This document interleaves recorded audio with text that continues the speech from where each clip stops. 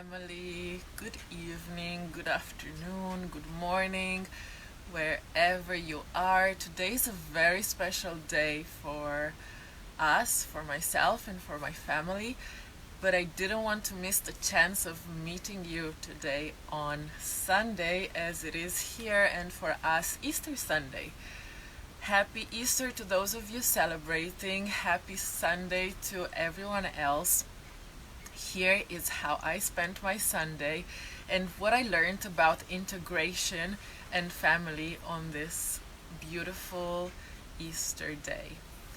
Easter, we always think about it in Orthodox Christianity as a lot of people gathering together and a lot of things happening. I was never a particularly religious person, but Easter was always this one time a year when I would not miss going to church. Whether I was in Japan, in Mexico, in Ghana, in Israel or Palestine, in, of course, Europe, no question about that. Wherever I would be, I would make sure I'm in a church on Easter night. And even when I didn't believe at all, just the experience, the being together with all those people, having the anthropological observation opportunity was fascinating. It's this big mass of people experiencing together at the same time the power of stories.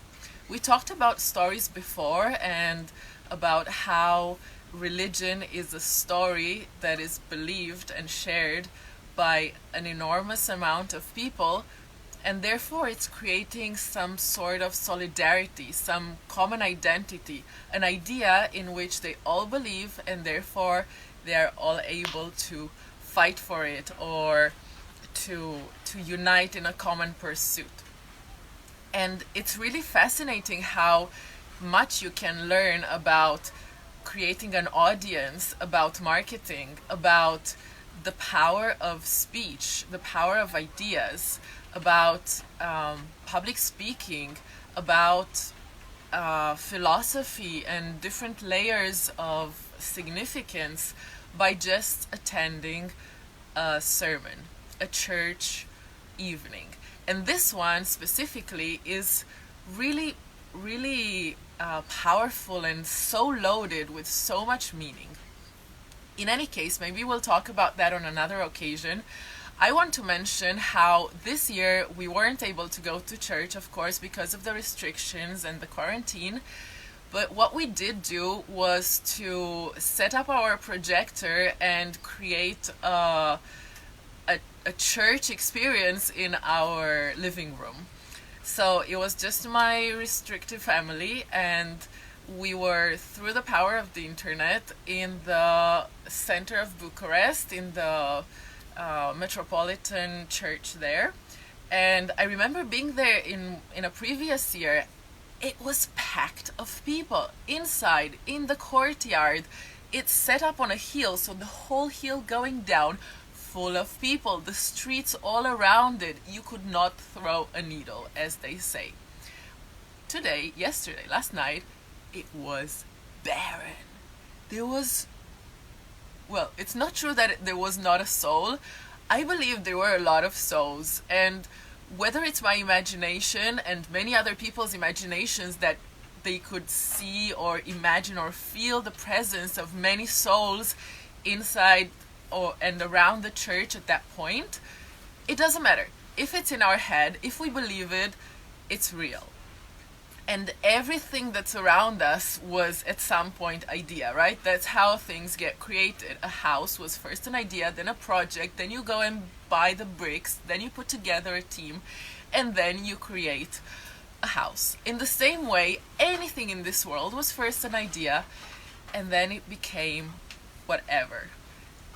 Last night, this surreal experience of watching the church is empty and us ourselves not being allowed to go to the church, we stepped outside of our courtyard and we were looking along the road. The road is straight. There was not a soul in the road, but you could see at every window candles and light, and we could scream across the main road from one house to another, Jesus has resurrected, and people would reply.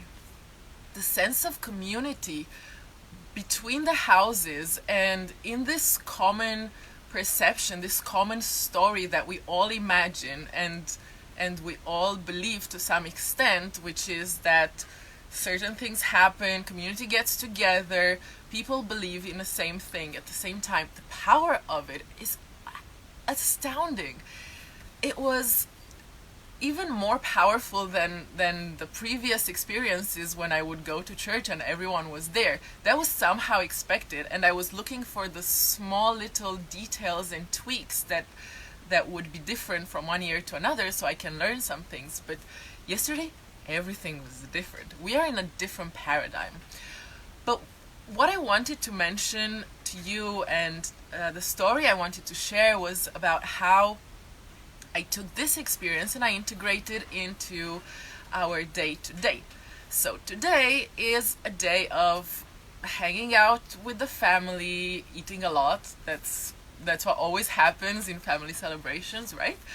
But also solidifying those links between the members of the family and trying to go deeper in the support and the strength of the connection within the family. So, Nietzsche was saying that in family life, love is the oil that eases friction, the cement that binds us closer together, and the music that creates harmony.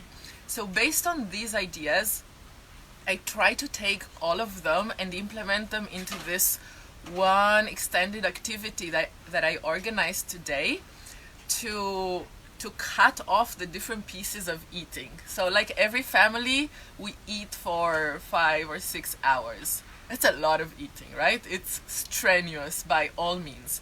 So after each dish, we would make a break of half an hour in which I would create an activity. These activities, I made sure they would integrate creativity and sharing, responsibility, and physical and mental challenges, and of course breaking patterns, and also the gift of giving. So all of these together, I had these small bits of activities. For example, one was in pairs. One person was blindfolded, and the other person, they had a piece of paper with a little title.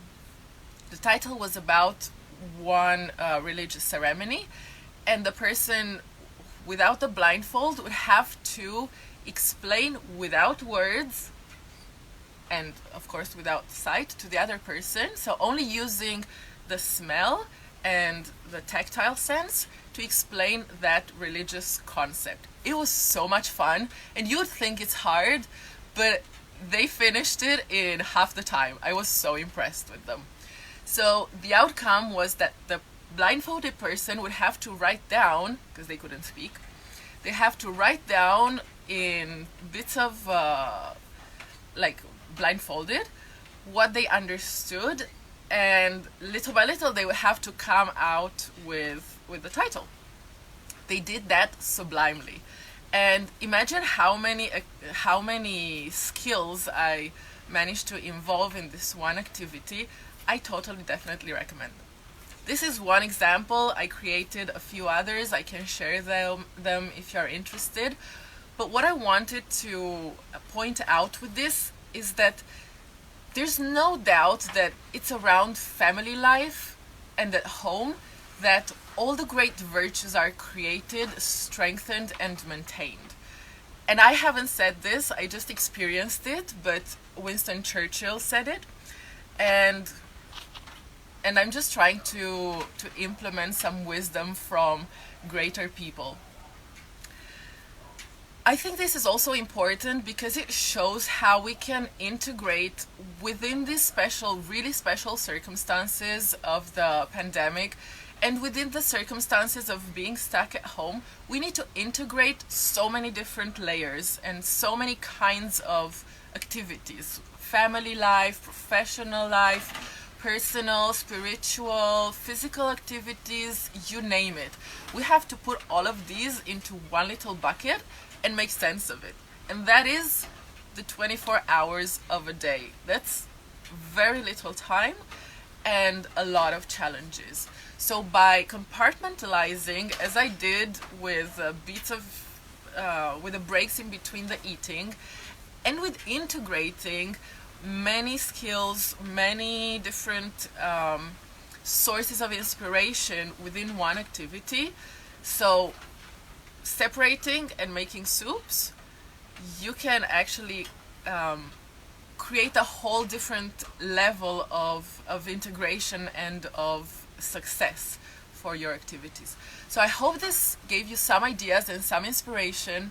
I hope you're having a wonderful evening as I am, and a beautiful night for those of you who are on in evenings. And I'll see you in 2 days' time. Until then, please share with me one way, one idea, one activity that you are creating, or you have created or experienced, or you want to do with your family during this time. One way, one thing that you're giving to your family. It's very easy to take family for granted nowadays, especially since they're around all the time. And that can be really difficult and strenuous, I know. But if you try to think of this compartmentalizing that I was talking about earlier, and find that one slot of time that you willingly and intentionally dedicate to the family, and create an activity that would foster this connection and this dynamic between you, you will find it much easier afterwards to say, from now on, this is my time, and to separate things, and also to feel really good that you're using all the resources that you have around. And believe me, your family, tough as they may be, they're an awesome resource. Enjoy your families, enjoy your days at home, and integrate, guys. Much love.